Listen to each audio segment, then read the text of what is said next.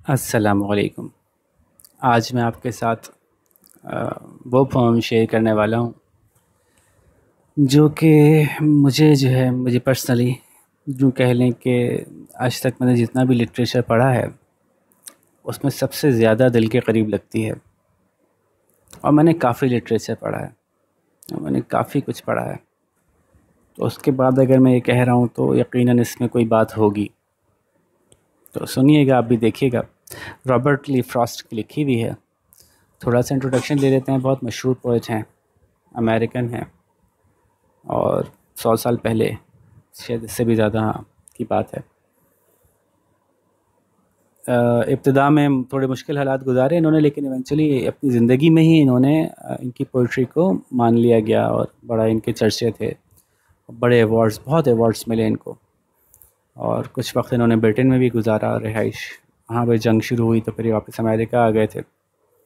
और पूरी दुनिया में इनको बड़ा सराहा गया, बहुत इनामात दिए गए, यहाँ तक कि मुख्तलिफ़ सदर भी इनके बड़े एक्नॉलेज करते थे। इनके मुल्क के सदर, गवर्नर्स, और इनको मुख्तलिफ़ ओकेजन से बुलाया जाता था। फिर ये पढ़ाने लगे, टीचर भी बन गए और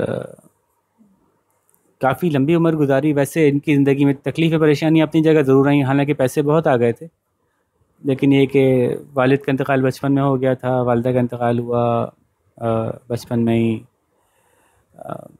बेगम का इंतकाल हो गया कैंसर की वजह से, बहन दिमागी मरीज़ थी, पागल खाने में चली गई, वहीं उसका इंतकाल हुआ। खुद इनकी अपनी एक बेटी पागल हो गई थी। इनके ख़ानदान में ये पागलपन का मसला था और इनके घर में तकरीबन सभी डिप्रेशन की ज़िंदगी गुजारते थे। बड़ी तकलीफ़ें थी, हालांकि पैसा बहुत था, लेकिन अपनी जगह ज़हनी तौर पे एक प्रेशर, तकलीफ़ें थी। और बहुत दफ़ा ऐसा देखा है हमने कि ये ज़हनी तौर पे जो तकलीफ़ में मुब्तला लोग होते हैं, बहुत दफ़ा वो बहुत अच्छी अच्छी चीज़ें लिख पाते हैं। अजीब कोइंसिडेंस है ना, ज़िंदगी में जो ज़्यादा तकलीफ़ें देखता है उसी के दिल से कोई चीज़ निकलती है जो बहुत मशहूर हो जाती है। तो बहरहाल देखें, वो तकलीफ़ शायद आपको नज़र आए, और हो सकता है मैं इस पोम का वो एंगल आपको दिखा पाऊँ जो नॉर्मली आप ना समझ सके हों इसको पढ़ के, और आम तौर पे लोग नहीं समझा पाते, क्योंकि ज़ाहिर है उनके लिए इसकी शायद वो मीनिंग नहीं है जो मेरे लिए इसकी मीनिंग है। तो देखें आप मेरे साथ कुछ, जिसको कहते हैं ना बेयर विद मी। तो कुछ मुश्किल अल्फाज आपने निकाल लिए होंगे यकीनन। जैसा कि मैं हर दफ़ा कहता हूँ, डिफ़िकल्ट वर्ड्स की मीनिंग आपको निकाल लेने चाहिए ताकि हमारा सारा ध्यान पोम को समझने पर हो। तो शुरू करते हैं। Whose woods these are? I think I know. His house is in the village though. He will not see me stopping here to watch his woods fill up with snow. ये जंगल किसका है? आई थिंक, मेरा ख्याल है कि मैं जानता हूँ ये जंगल किसका है। जिन साहब का है, मैं शायद उनको जानता हूँ। हालांकि उनका घर जो है वो यहाँ नहीं है, वो विलेज में है, टाउन में है। ठीक है, तो जंगल तो उनका है लेकिन वो यहाँ नहीं रहते, उनका यहाँ पे घर नहीं है, घर उनका विलेज में है। He will not see me stopping here, और वो नहीं देखेंगे, वो नहीं देख रहे मुझे यहाँ पे रुकता हुआ, वो देख भी नहीं सकते मुझे यहाँ रुकते हुए। और क्या करते हुए? To watch his woods fill up with snow, जो कि मैं यहाँ देख रहा हूँ, वो मुझे यहाँ नहीं देख सकते कि मैं यहाँ रुका हूँ ये देखने के लिए कि उनके जंगल में कैसे बर्फ़बारी हो रही है और भर रही है, बर्फ़ जगह जगह बर्फ़ पड़ी है। ठीक है, तो पोइटिक सेंस में उन्होंने एक बात की है। बहुत दफ़ा आप क्या करते हैं, प्रीएम्बल, तमहीद बांधते हैं बात करने के लिए ना, आगे बड़ी गहरी बात करने वाले होते हैं, तो उससे पहले आप माहौल की तमहीद बांधते हैं कि चल क्या रहा है, आपके आसपास क्या हो रहा है। एक लाइन है बस इस पूरी पोएम की जो कि इस पूरी पोएम की जान है। उस लाइन से पहले इन्होंने पूरी तमहीद बांधी है माहौल की, कि माहौल क्या चल रहा है। तो ये कहीं से गुज़र रहे हैं, जंगल है, जंगल के बीच में कोई रास्ता है, उसके दोनों तरफ दरख्त हैं, और वो कह रहे हैं कि मैं देखता हूँ, मुझे अंदाज़ा है कि किसका जंगल है, लेकिन वो ख़ुद यहाँ नहीं है, ये मौजूद ये देखने के लिए कि मैं यहाँ रुक गया हूँ उसके जंगल में बर्फ़बारी होते देखने के लिए। My little horse must think it's queer to stop without a farmhouse near, between the woods and a frozen lake, the darkest evening of the year. मेरा जो घोड़ा है, अच्छा घोड़ा भी बड़ा नहीं है, तो ये छोटा घोड़ा जो है ना, इससे अंदाज़ा हो रहा है कि कोई बहुत अच्छे वेल ऑफ आदमी नहीं है। अच्छे वेल ऑफ आदमी होते तो घोड़ा बड़ा होता या दो घोड़े होते, एक घोड़ा, वो भी छोटा सा। तो मेरा छोटा सा घोड़ा जो है वो ये समझ रहा होगा कि कैसी अजीब सी बात है, ये क्या अजीब हरकत की इन्होंने, कि कहीं करीब में कोई फार्म हाउस नहीं है फिर भी रुक गए। यूँ बर्फ़बारी में रुकना ख़तरनाक है ना, मौसम ठंडा है, अच्छा चलता रहे घोड़ा, जिस्म गर्म रहता है, ठंडे में रुक जाओ तो और सर्दी बढ़ जाती है। तो क्यों रुक गए पता नहीं। ख़ास तौर पे एक ऐसी जगह जहाँ एक तरफ दरख्त हैं, दूसरी तरफ एक जमी हुई लेक है, एक जमी हुई झील है, और रात भी, ये शाम भी वो है जो कि पूरे साल की सबसे, शायद गालिबन सबसे अंधेरी शाम है। यानी बर्फ़बारी के सिलसिले में जो बादल छाए हुए हैं उनकी वजह से ऐसा अंधेरा हुआ है कि शाम होते ही अंधेरा हो गया। अभी रात भी नहीं हुई लेकिन ठीक ठाक अंधेरा हो गया। तो इतनी अंधेरी रात को, जहाँ कोई फार्म हाउस, कोई रेस्ट हाउस, कोई कोई होटल करीब नहीं है, वहाँ पे ये साहब बीच में रुक गए हैं। एक तरफ जमी हुई झील है, एक तरफ जो है वो जंगल है, इतना हू का आलम है, सन्नाटा है, अंधेरा है, और वो यहाँ रुक गए हैं। तो मेरा घोड़ा भी सोचता होगा कि क्या बात है, इनको अजीब ही हरकत की इन्होंने। He gives his harness bells a shake. Harness bells क्या होती हैं, देखिए आपको यहाँ दिख भी रही होंगी, ये हार्नेस बेल्स होती हैं। घोड़े की जो पूरी सवार, घोड़े पे सवार होने से पहले या उसको बग्गी में बांधने से पहले मुख्तलिफ़ लवाजमात उस पर लगाए जाते हैं। तो उसकी ज़ेन तो जब डायरेक्ट सवार होते हैं तो लगाई जाती है, और बग्गी में बांधे जाते हैं तो ज़ेन नहीं होती, बल्कि पूरा जो हार्नेस, जो पट्टियाँ, रस्सियाँ उसको बांधी जाती हैं, जिनकी मदद से फिर वो आगे खींचता है। उसके साथ कुछ घंटियाँ भी लगाई जाती हैं, कुछ खूबसूरती के लिए, कुछ ये कि छन छन छन वो चलता है तो टड़ंग टड़ंग टड़ंग टड़ंग टड़ंग आवाज़ आती रहती है। तो उससे लोगों को अंदाज़ा रहता है कि आगे से कोई कोई घोड़ा गाड़ी गुज़र रही है, कोई बग्गी गुज़र रही है। तो जब घोड़ा हिलेगा, अपना सर हिलाएगा, तो साथ में जो है वो हार्नेस बेल्स होंगी, वो भी हिलेंगी और बजेंगी टंग टंग टंग। तो अपना सर हिला के घोड़ा इजहार कर रहा है किसी बात का। तो he gives his harness bells a shake, अपनी हार्नेस बेल्स को उसने हिलाया, to ask if there is some mistake, ये जानने के लिए कि क्या कोई गलती हुई, कुछ मसला है। कोई मसला तो नहीं, आप गलती से तो नहीं रुक गए यहाँ पे, क्योंकि उसको तो नहीं दिख रहा था यहाँ रुकने की कोई वजह है। The only other sounds the sweep of easy wind and downy flake, और जो उसके अलावा जो वाहिद आवाज़ वहाँ पे आ रही थी वो उस झक्कड़ की आ रही थी जो चल रहा था वहाँ पे, उस हवा का जो आहिस्ता आहिस्ता वहाँ चल रही थी, और वो जो बर्फ़ के ओले नीचे गिर रहे थे, वो उनके आहिस्ता आहिस्ता गिरने की जो हल्की हल्की सी एक आवाज़ महसूस हो रही थी। उसके अलावा, उसकी हार्नेस बेल्स के अलावा जो वाहिद आवाज़ उनको उस वक्त सुनाई दे रही थी वो हवा के चलने की और बर्फ़ के गिरने की। और यहाँ पे खड़े होके उन्होंने, घोड़े ने उनको एक तरह से होशियार किया, क्या हो गया साहब, चलो ना, चलो भाई, चलो चलो भाई, क्यों रुक गए यहाँ पे। ये इस बात का इजहार किया घोड़े ने, अपने आप को झुरझुरा के, अपनी गर्दन हिला के घोड़े ने इस बात का इजहार किया कि आप शायद यहाँ गलती से रुक गए, चलो। और उनको वहाँ वाकई इतना सन्नाटा था कि बर्फ़ के गिरने की आवाज़ के अलावा और हवा के चलने की आवाज़ के अलावा और कोई आवाज़ नहीं आ रही थी। तो यकीनन घोड़े के इस तरह से हिलने पे वो चौंके होंगे और कुछ देख रहे थे। वो कहीं खो गए थे, इन जंगलात में कहीं खो गए थे, और कहाँ खो गए थे, किस ख्याल में खो गए थे, वो ख्याल आगे आता है। The woods are lovely, dark and deep, but I have promises to keep, and miles to go before I sleep, and miles to go before I sleep. ये है वो ख्याल जनाब, ये पूरी जान है इस पोएम की। तो जिन ख्यालों में वो खोए हुए थे वो ये थे कि ये जो जंगल है कितना खूबसूरत है ना, कितना ज़बरदस्त, कितना प्यारा लग रहा है, अंधेरा और गहरा। लेकिन क्या करूं कि मुझे तो आगे जाना है, मुझे अपने वादे निभाने हैं, मुझे आगे चलना है, मैं यहाँ नहीं रुक सकता, और मीलों अभी बाकी हैं इससे पहले कि मैं सो सकूं, कई मील मुझे आगे जाना है इससे पहले कि मैं आराम कर सकूं। ये तो अल्फाज हो गए, आप सुनिए।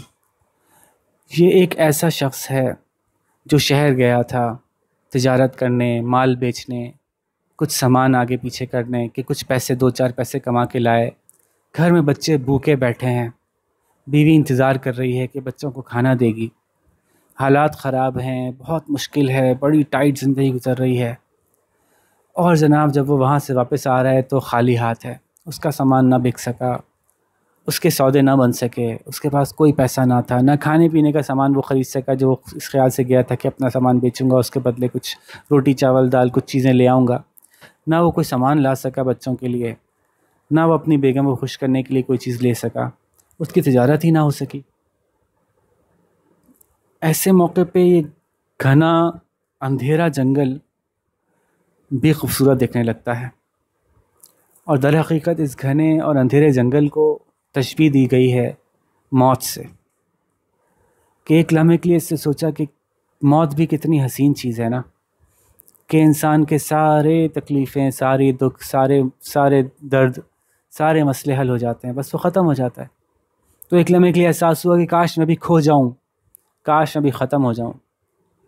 ये जो, क्योंकि आप देखें ना, आम तौर पे आप ये नहीं कह सकते, वरना अगर इन कैफियत से नहीं गुजर रहे तो आप ये नहीं कह सकते कि डार्क और डीप वुड्स लवली हैं, है ना। इतनी ख़तरनाक शाम को, एक तरफ झील जमी पड़ी है, एक तरफ अंधेरा है, एक तरफ बिल्कुल सन्नाटा है और घना जंगल है ख़तरनाक, तो उसको आप ब्यूटीफुल या लवली नहीं कह सकते, उसको आप ड्रेडफुल कहेंगे, ख़तरनाक कहेंगे जी। लेकिन यहाँ पे लवली इसलिए कहा जा रहा है कि ये सन्नाटा उसको मौत की याद दिला रहा है, और मौत उसको इस वक्त इतनी बुरे हालात में, इतनी मुश्किल में है, इतनी तकलीफ़ में है कि उसको इस बात से कि मैं जाके अपने प्यारे प्यारे बच्चों का, खाली पेट बैठे बच्चों का मुंह देखूं और वो मुझे आस और उम्मीद से मेरी शक्ल देखें कि बाबा कुछ लाए, और मैं नफ़ी में सर हिला दूँगा, ना बेटा कुछ ना मिल सका। इस जवाब से ज़्यादा उसको आसान लग रहा है कि काश मैं यहाँ गुम हो जाऊँ, मैं खो जाऊँ, मैं ख़त्म हो जाऊँ। मगर उसको उस घोड़े के झरझराने ने, उस घोड़े की बैज ने याद दिलाया कि ना ना ना, मैं ये नहीं कर सकता। हालांकि आसान तो बहुत है, अपने आप को ख़त्म कर लेना बहुत आसान है, लेकिन कहते हैं ना कि death is lighter than a feather and duty is heavier than mountains. तो उसको एहसास हुआ, नहीं मेरी ज़िम्मेदारियाँ हैं, नहीं मेरी ज़िम्मेदारियाँ हैं, मैं इनको छोड़ के नहीं जा सकता, मैं अपनी ज़िम्मेदारियों को छोड़ नहीं सकता। तो हालांकि बड़ी हसीन है इस वक्त ये जगह कि मैं यहाँ खो जाऊँ, लेकिन मुझे अपने वादे निभाने हैं, मुझे अपनी ज़िम्मेदारियाँ पूरी करनी है, और इससे पहले कि मैं वो अबदी आराम कर सकूं, कि मैं हमेशा हमेशा की नींद सो जाऊं, उससे पहले मुझे बड़ा लंबा सफ़र करना है, बहुत चलना है, बहुत चलना है, मुझे बहुत चलना है। So miles to go before I sleep. Rest करने से पहले, यहाँ तक कि मैं मर भी नहीं सकता, मौत से पहले भी मुझे पर कुछ जिम्मेदारियाँ हैं जो मुझे पूरी करनी है। ये एक गरीब आदमी की, एक मजबूर आदमी की, जो किसी से मांग भी नहीं सकता, किसी को अपना दुख बता भी नहीं सकता, कैफियत है कि उसकी ज़िंदगी में ऐसे लम्हात आते हैं कि वो सोचता है यार ख़त्म ही हो जाए, कितना आसान हो जाएगा। लेकिन फिर उसको एहसास होता है कि नहीं नहीं, अभी मुझे बहुत आगे बहुत कुछ करना है, अभी मुझसे बहुत ज़िम्मेदारियाँ हैं। तो हमारी ज़िंदगियों में ऐसे लोग भरे पड़े हैं, अगर हम आँखें खोल के देखें ना, वो मांगने वाले तो बहुत आसानी से नज़र आ जाते हैं ना, जो कि कह देते हैं, बता देते हैं हमारा दुख, हमारा गम, हमारी परेशानी, हमारे प्रॉब्लम्स। लेकिन ऐसे लोगों को तो आंखें खोल के, और ख़ास तौर पे दिल की आंख खोल के ढूंढना पड़ता है, जो आपके बड़े करीब करीब होते हैं, जो इस तरह की तकलीफ़ों में मुब्तला होते हैं, जो किसी से कुछ कह नहीं सकते, लेकिन उनकी कुछ बन नहीं पा रही होती। तो उनको देख के आप ये महसूस कर सकते हैं, उनको अगर समझ जाएं, उनकी तकलीफ़ को, उनके गम को, कि वो किस किस कर्ब से गुज़र रहे हैं, तो शायद हमारी हमदर्दी उनके किसी काम आ सके, शायद हम उनकी कोई मदद कर सकें। तो बहरहाल ये हमदर्दी का एहसास जगाने के लिए शायर ने लिखी है, बड़ी खूबसूरत लिखी है। और ये जुमला जो है ना, मुझे हमेशा याद रहता है कि miles to go before I sleep, the woods are lovely dark and deep, but I have promises to keep, and miles to go before I sleep. तो जनाब, ये थी रॉबर्ट फ्रॉस्ट की बड़ी मशहूर ज़माना पोम। इनकी एक आध और भी बड़ी मशहूर है, बहुत ही पसंद है मुझे, आगे शायद किसी वक्त में मैं करूँ उसको आपके लिए। रोड नॉट टेकन बड़ी मशहूर है, तो इंशाल्लाह मौका मिला तो वो भी आपको सुनाऊंगा, और उसके पीछे क्या मतलब हो सकता है वो भी समझाऊंगा आपको। ये जो इन लाइन्स का ही मतलब है ना, ये नॉर्मली लोगों को नहीं अंदाज़ा होता, ख़ासतौर पर जो लोग लिटरेचर से ताल्लुक़ नहीं रखते, वो इन लाइन्स को नहीं समझ पाते कि वो ऐसा क्यों कह रहा है। जंगलों को खूबसूरत क्यों कह रहे हैं, जबकि इतनी सर्द ठंडी यख या रात है, बर्फ़ पड़ रही है, बुरे हाल हैं, मर जाएंगे वहाँ पे। तो असल में उसको मौत ही तो पसंद आ रही है, मौत ही तो अच्छी लग रही है, मौत ही तो अट्रैक्ट कर रही है। खैर जी, तो और ये ज़ाहिर है एक ऐसा ज़माना, ऐसे लोग हैं जिन लोगों के लिए ना नाउम्मीद होना आसान होता है।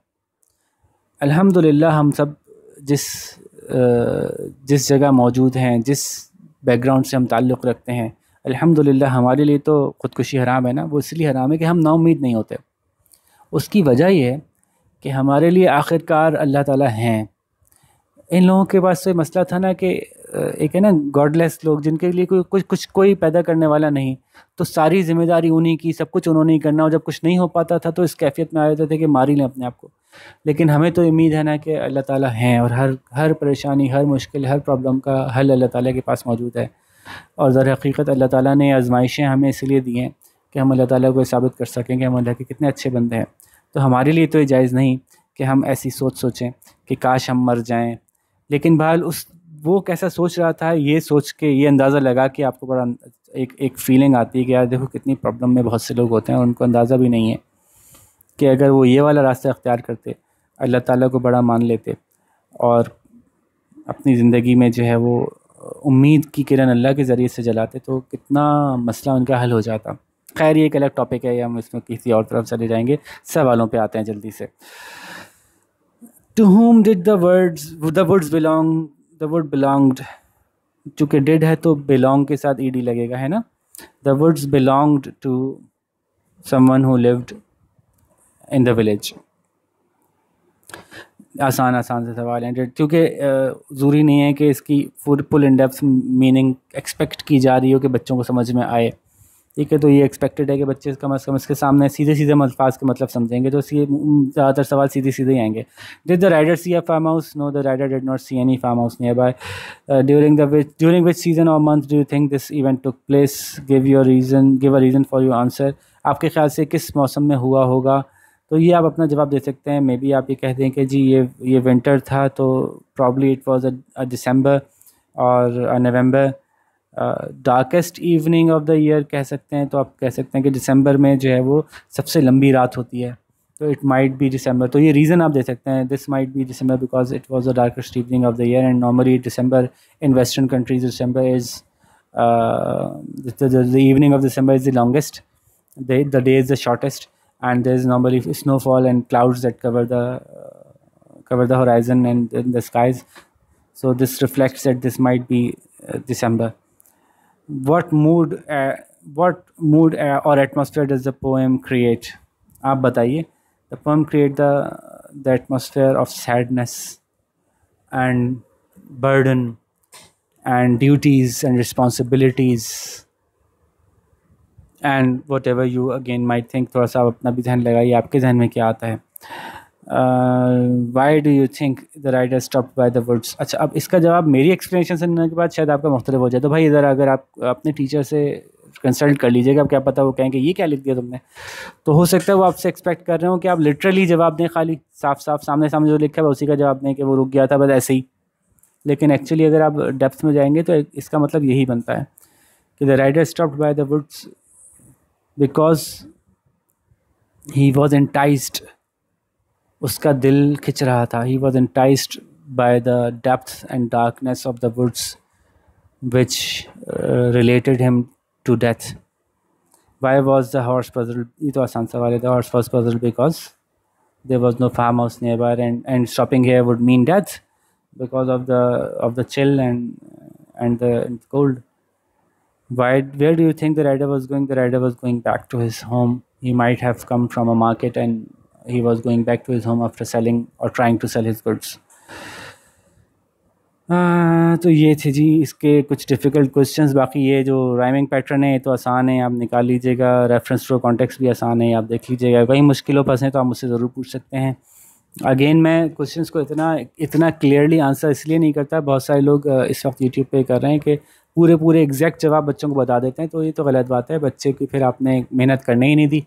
तो मैं चाहता हूँ आप खुद अटैम्प्ट करें, खुद ट्राई करें, अपने अल्फाज में लिखें, वरना तो ये छापा हो जाएगा। आप बस छाप लें जवाब और रट लें और जवाब पेपर में लिख दें, तो ये एजुकेशन थोड़ी होती है। ये तो बस आपने याद किया, जवाब लिख के और फिर भूल गए। मैं तो ये चाहता हूँ कि आप इसको इंटरनलाइज़ करें, इसको समझें और समझ के अपनी तरफ से जवाब दें, और जवाब में कुछ मज़ा हो, कुछ डेप्थ हो, कोई गहराई हो, ताकि फिर पता चले कि हाँ भाई आपने सीखा है, आपने लर्न किया है, आपने सिर्फ मेमोराइज़ नहीं किया। ठीक है जी, तो यहाँ पे ख़त्म करते हैं। इंशाल्लाह फिर किसी अगले लेक्चर में आपके साथ मुलाकात करेंगे। होपफुली रॉबर्ट फ्रॉस्ट की कोई दूसरी नज़म आएगी तो आपको और मज़ा कराएंगे, या विलियम वर्ड्सवर्थ की आएगी तो फिर तो ओके। फिर तो मसला हो तो पूछ लीजिएगा। अल्लाह हाफ़िज़।